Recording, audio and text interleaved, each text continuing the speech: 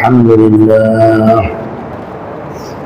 لله نحمده ونستعينه ونستغفره ونؤمن به ونتوكل عليه ونعوذ بالله من شرور أنفسنا ومن سيئات أعمالنا من يهده الله فلا مضل له ومن يضلله فلا هادي له ونشهد أن لا إله إلا الله وحده لا شريك له ونشهد أن سيدنا ونبينا ومولانا محمدا عبده ورسوله صلى الله تعالى عليه وعلى آله وأصحابه وبارك وسلم تسليما كثيرا كثيرا أما بعد فأعوذ بالله من الشيطان الرجيم بسم الله الرحمن الرحيم هل أتاك حديث الجنود فرعون وثمود بل الذين كفروا في تكذيب والله من ورائهم محيط بل هو قرآن مجيد في لوح محفوظ آمنت بالله صدق الله مولانا العظيم وصدق رسوله النبي الأمي الكريم ونحن على ذلك لمن الشاهدين والشاكرين والحمد لله رب العالمين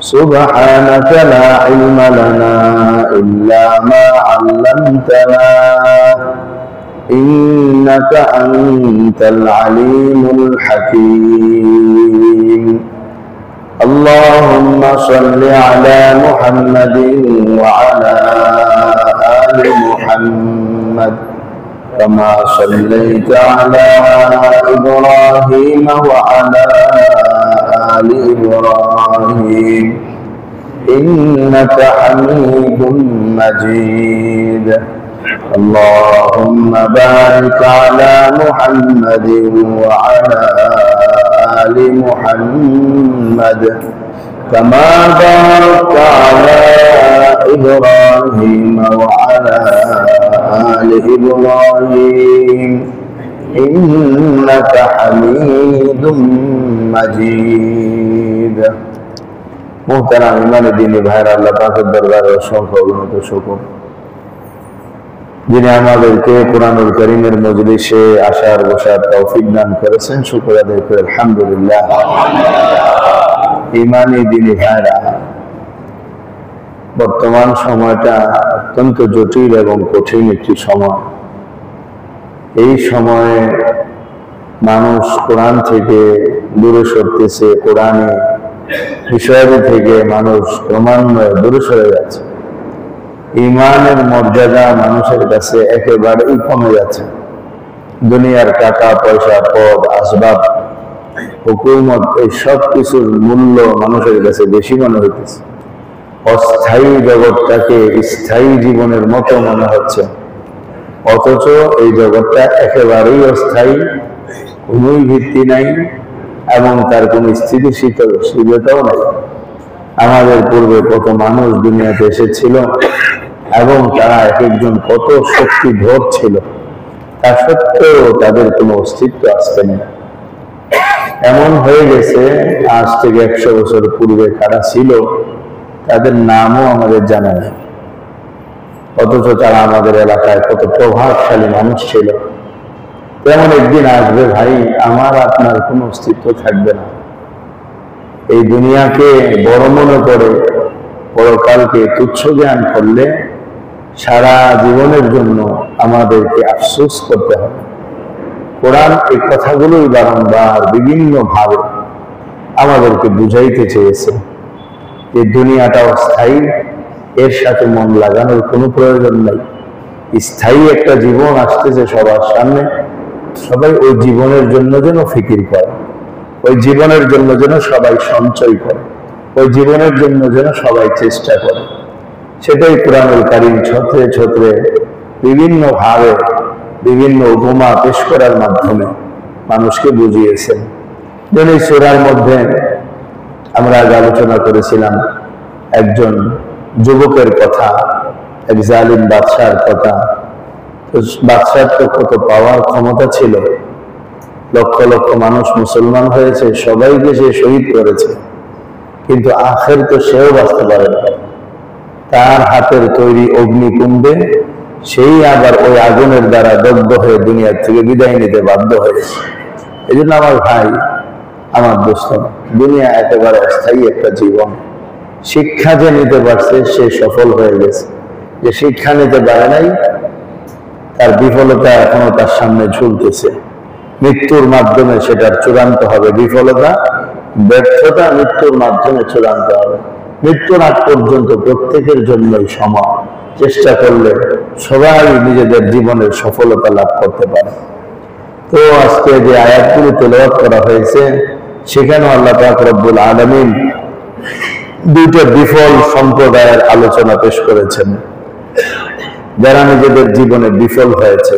কি জন্য হয়েছে সেটাও আল্লাহ উল্লেখ করে দিয়েছেন। আল্লাহ পাক ইরশাদ করেন, হাল আতাকা হাদিসুল জুনুদ, আপনার কাছে সৈন্য বাহিনীদের ঘটনার বৃত্তান্ত পৌঁছেছে কি? আপনার কাছে সৈন্য বাহিনীদের ঘটনার বৃত্তান্ত পৌঁছেছে কি? এটা প্রশ্ন। প্রশ্নের মাধ্যমে শ্রোতাদেরকে মুগ্ধ করা হয়, আকর্ষণ সৃষ্টি করা হয়। তো এর মাধ্যমে যেন আল্লাহ তাআলা আল্লাহ নবীকে, আল্লাহ নবীর মাধ্যমে কিয়ামত পর্যন্ত আগত সমস্ত মানুষকে প্রশ্ন সৃষ্টি করলেন, তোমাদের কাছে কি সেই বৃত্তান্ত আসেনি? ওই সৈন্য বাহিনীর বৃত্তান্ত। কারা? ফিরআউন ওয়া সামুদ, ফেরাউন সম্প্রদায় এবং সামুদ সম্প্রদায়। এই দুই সম্প্রদায়ের বৃত্তান্ত যদি তোমাদের কাছে আসেনি, তোমরা কি তাদের আলোচনা শুনোনি? মক্কার কাফেরদেরকে তৎকালীন সময়ে যারা আল্লাহ নবীর সম্মুখে ঈমানকে অস্বীকারী ছিল, তাদেরকে আল্লাহ তাআলা নবীজির পবিত্র জবানের মাধ্যমে প্রশ্ন করলেন, তোমাদের কাছে কি আসেনি? যদি এসে থাকে, জেনে থাকো, বুঝে থাকো, তাহলে তোমরা কেন তাদের পদাঙ্ক অনুসরণ করতেছো? তাদের জীবন তো চরম ভাবে ব্যর্থ হয়েছে, তারা তো জীবনে সফলতা লাভ করতে পারেনি। ফেরাউনের হুকুমত, ফেরাউনের ক্ষমতা, ফেরাউনের রাজ্য, ফেরাউনের প্রভুত্ব তাকে বাঁচাইতে পারে নাই। কওমে সামুদ, সামুদ জাতির শক্তি, সামুদ জাতির কৃতকর্ম তাদেরকেও বাঁচাইতে পারে নাই। তারাও শেষমেশ আল্লাহর গজবে নিপতিত হয়ে দুনিয়া থেকে বিদায় নিয়েছে। এই ঘটনা কি তোমাদের কাছে এখনো আসেনি? এগুলো কি তোমরা জানো না? এর মানে আল্লাহ সেই ঘটনাকে স্মরণ করায় দিচ্ছেন। সফল আর বিফল মানুষ কিসের দ্বারা হয় সেটা আল্লাহ বুঝাইতে চান। তো ফেরাউনের জাতির কি অবস্থা হয়েছিল, কুরআনুল কারীমের বিভিন্ন জায়গায় আল্লাহ ফেরাউনের জাতির কথা তুলে ধরেছেন। ফেরাউন এবং তার জাতির নাম ছিল কিপ্তি, ফেরাউনের বংশের নাম ছিল কিপ্তি বংশ। তো ফেরাউন এবং তার জাতির লোকেরা ছিল প্রভুত্বের দল, আর বনী ইসরাইলরা ছিল সব গোলামের দল, এরা সব চাকরের দল। এদের দ্বারা যত সব কষ্ট সাধ্যের কাজ আছে সেগুলো তারা করাতো। জুলুম আর অত্যাচার তাদের উপরে চলতে থাকতো। তাদের কোনো জীবনে স্বাধীনতা ছিল না। আল্লাহ তাআলা মূসা আলাইহিস সালামের মাধ্যমে এই বনী ইসরাইলকে উদ্ধার করার জন্য, ফিলিস্তিনের বাইতুল মুকাদ্দাসকে আবাদ করার জন্য, তাদেরকে মিশর থেকে নেওয়ার জন্য আল্লাহ তাআলা পাঠাইছেন। ফেরাউনকে গিয়ে দাওয়াত দিয়েছে, ফেরাউন কোনো কর্ণপাত করে নাই। লাঠির মাধ্যমে মুজিজা প্রকাশ পেয়েছে, ফেরাউন তার মোকাবেলা করার চেষ্টা করছে, কিন্তু তারপরও সে পারে নাই। পরিশেষে যখন আল্লাহর হুকুমে মূসা আলাইহিস সালাম সবাইকে নিয়ে সফর করলেন, ফেরাউন তাকে ধরার জন্য পেছনে পেছনে গেল। শেষমেশ নদী পার হওয়ার সময় বাহরে কুলজুম, আমরা সবাই জানি নীলনদ বলে, আসলে বাহরে কুলজুম সেটা। সেই নদী পার হওয়ার সময় ফেরাউনও ওই মূসা আলাইহিস সালামকে আল্লাহ কুদরতিভাবে রাস্তা তৈরি করে দিয়েছিলেন। ফেরাউন ওই রাস্তা দিয়ে যাওয়ার সময় পানিতে নিমজ্জিত হয়ে চিরকালের জন্য সে মৃত্যুবরণ করল। শুধু এতটুকুই না, বরং ফেরাউনের লাশটাকে আল্লাহ তাআলা মমি করা ছাড়াই আমাদের পর্যন্ত পৌঁছায় দিয়েছেন। সাহাবাদের যুগে যখন আয়াত অবতীর্ণ হয়েছিল, আল-ইয়াউমা নুনাজ্জিকা বিবাদানিকা লিতাকুনা লিমান খালফাকা আয়া, ফেরাউন তোর শরীরটাকে আমি পরবর্তী মানুষের জন্য উপমা হিসেবে রেখে দেব। যে লোকটা কিনা দাবি করতো সে বড় খোদা, আনা রাব্বুকুমুল আলা, ওই লোকটাকে সুটকি বানায় রেখে দিয়েছে জগতের মানুষকে দেখানোর জন্য।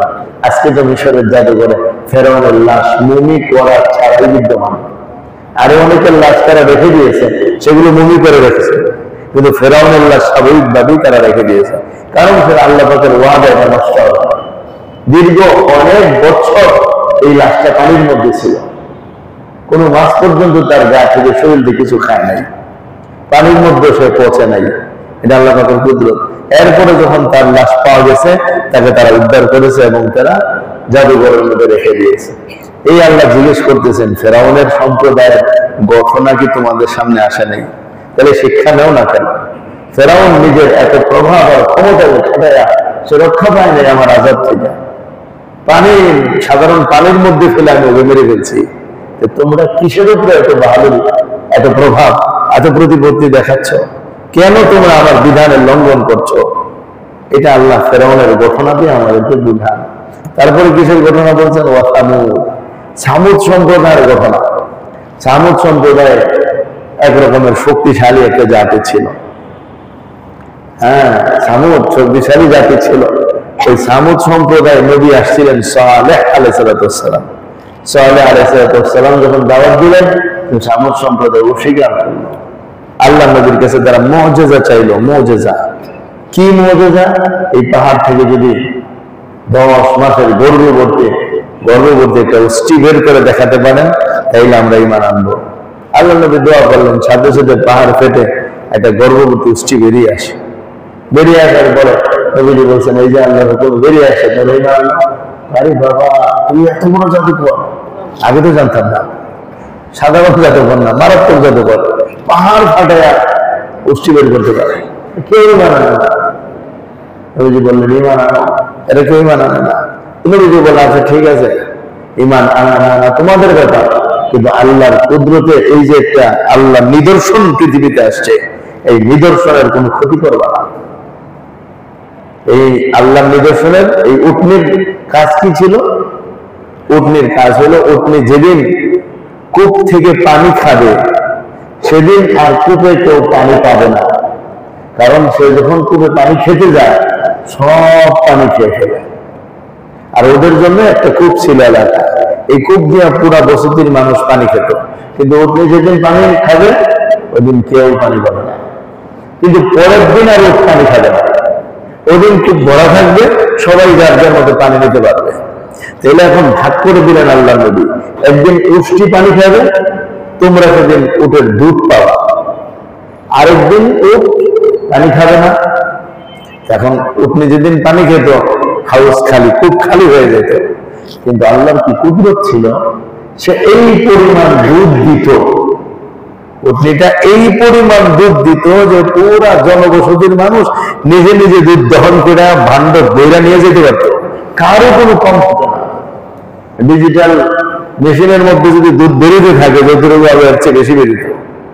এমনকি পানি খাওয়ার সময় যখন সে পানি পান করতো, মানুষ যেন দুধ নিতে পারে, এই জন্য তাফসীরে কিতাবে আছে, সে তার একটা পা উঁচু করে রাখতো, যে মানুষ দুধ নিতে থাকে আর সে পানি খেতে থাকে। তাহলে এবার চিন্তা করেন, এরা ওই দিন পানি পেত না ঠিক, পানির বদলে দুধ তো পেত। কিন্তু যাদের কপাল মন্দ, যাদের জন্য আযাব অবধারিত, তাদের কাছে তো এগুলো ভালো লাগে না। তারা বলে, না আমাদের প্রতিদিন পানি লাগবে, একদিন পানি পাবো না সেটা হবে না। এই উটনির জ্বালা আমাদের পানি বন্ধ হয়ে গেছে, এটাকে মেরে ফেলো।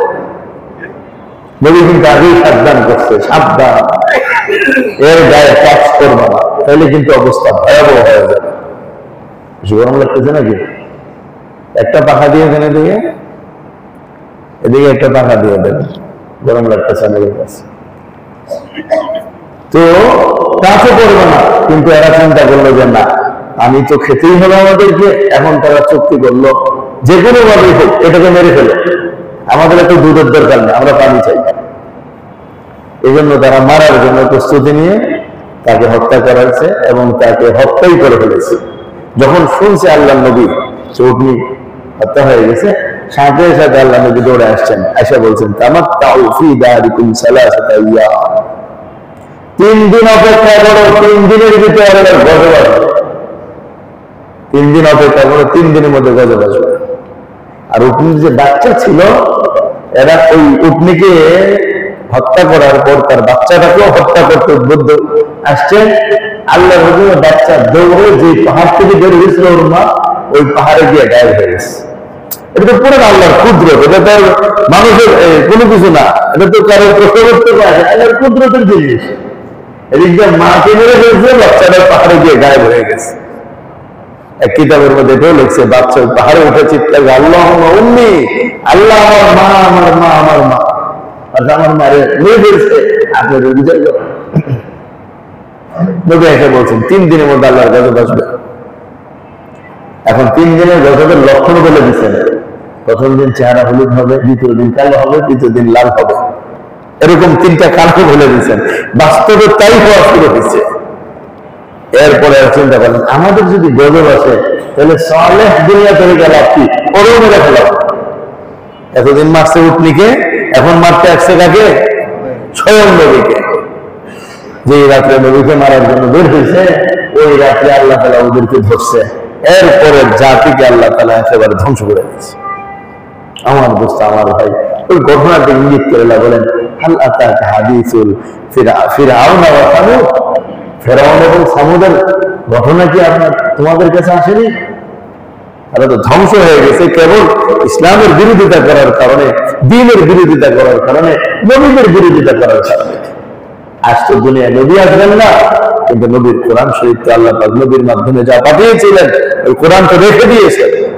আজ তো নবী দুনিয়াতে আসবেন না, কিন্তু হত্যার ওলামায়ে কেরাম তো সেই কোরআনকে নিয়ে কথা বলবেন। আজ নবীর বিরোধিতা, ওলামায়ে হক্কানের বিরোধিতাই নবীদের বিরোধিতা।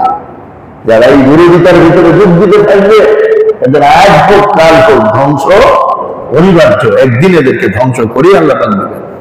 এই জন্য আমার দোস্ত, আমার ভাইরা, কোরআন আমাদেরকে বলতেছে ফেরাউনের কিচ্ছা থেকে শিক্ষা নাও, সামুদ জাতির কিচ্ছা থেকে শিক্ষা নাও। এরপর আল্লাহ তাদের ব্যাপারে কি বলেন? বালিল্লাযীনা কাফারু ফি তাকযীব, কাফেররা তো মিথ্যার ভিতরেই ডুবে আছে। যারা কাফের, এরা মিথ্যার ভিতরেই বসে গেছে, এরা মিথ্যা থেকে বের হয় না। নবীকে মিথ্যা প্রতিপন্ন করা, এটাই তাদের পেশা, এটাই তাদের নেশা। ওই যে নবীকে মিথ্যা প্রতিপন্ন করার কথা, আর এই যুগের যারা ইসলামের বিরুদ্ধে কথা বলে, হক্কানি আলেমদের বিরুদ্ধে কথা বলে, তারা তো এক জায়গার মধ্যে বসা, এক জায়গার মধ্যে বসা। এরাও দ্বীনের বিরোধিতা করতেছে, কুরবানের বিরোধিতা, ইসলামের বিরোধিতা, হক্কানি আলেমের বিরোধিতা, এটাও ইসলামের বিরোধিতা। বলেন না, আমি তো সবার হ্যাঁ, মন্দ মানুষ থাকতেই পারে, আলেমদের মধ্যে দোষ থাকতেই পারে, কিন্তু একজন আলেমের কারণে, 50 জন আলেমের কারণে সমস্ত আলেম জাতি খারাপ, এই জাতীয় কথা বলা, এটা কোরআনের দুশমনি ছাড়া কিছুই না ভাইরা। বালিল্লাযীনা কাফারু ফি তাকযীব, বরং যারা কাফের তারা তো মিথ্যার ভিতরে সময় পার করতেছে। আল্লাহু মিন ওয়ারাইহিম মুহীত, আর তারা মনে করতেছে তাদেরকে কেউ পাকড়াও করবে না, তাদেরকে কেউ ধরবে না। জীবনটা কত শান্তির, যে সরকারি আসুক, জীবনটা তো শান্তির মধ্যে কাটাইতে পারে। আল্লাহ বলেন না না না, এত নিরাপত্তা মনে করো না। আল্লাহু মিন ওয়ারাইহিম মুহীত, আল্লাহ রাব্বুল আলামিন চতুর্দিক দিয়ে পরিবেষ্টন করে রেখেছেন। কোথায় যাবা? আল্লাহ তাআলা নাই, কারণ জীবনের একটা লিমিট দেওয়া আছে কিনা ভাই? ওই সময় মতো তো আল্লাহ টান দিবেন। ঘুড়ির সুতা যত লম্বাই হোক, আর ঘুড়ি উঠতে উঠতে যত উঠেই যায়, সুতা ধরে টান দিলে আসবে কিনা বলেন? চলে আসবে। এই জন্য আল্লাহ আমাদের কাছে কোনো তাড়াহুড়া নেই। আল্লাহ অবকাশ দিতে থাকেন, দিন দিতে থাকেন, ছাড় দিতে থাকেন, কিন্তু একেবারে ছেড়ে দেন না আল্লাহ পাক রব্বুল আলামিন।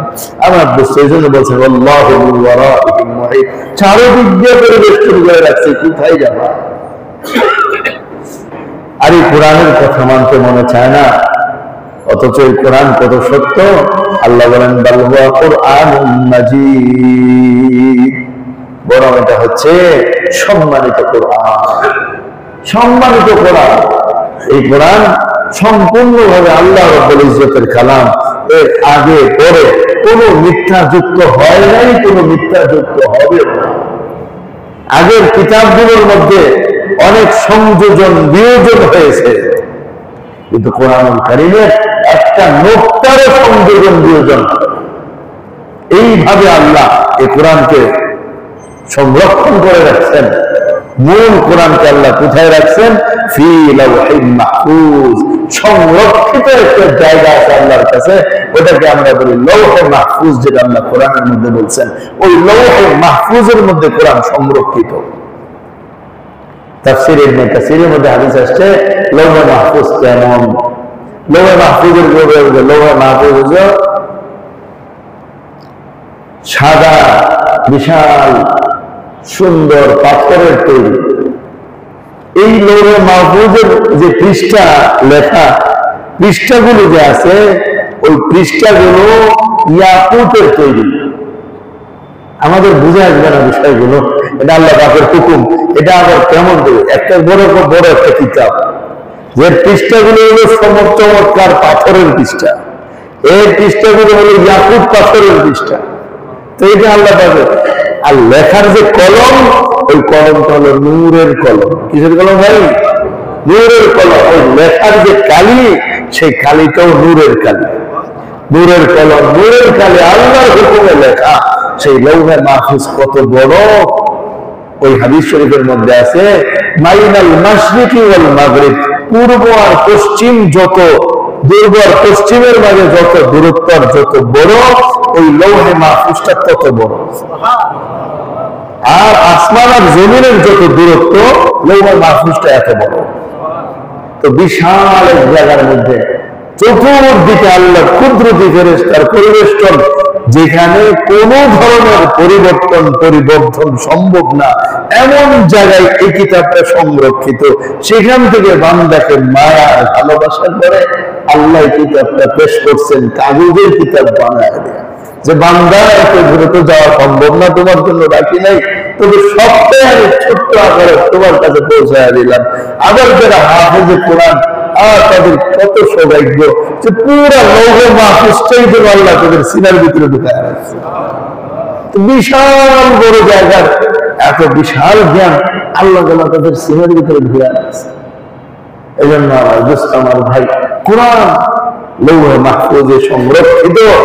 এখানে কেউ চেঞ্জ করতে পারবে না, কেউ পরিবর্তন করতে পারবে না।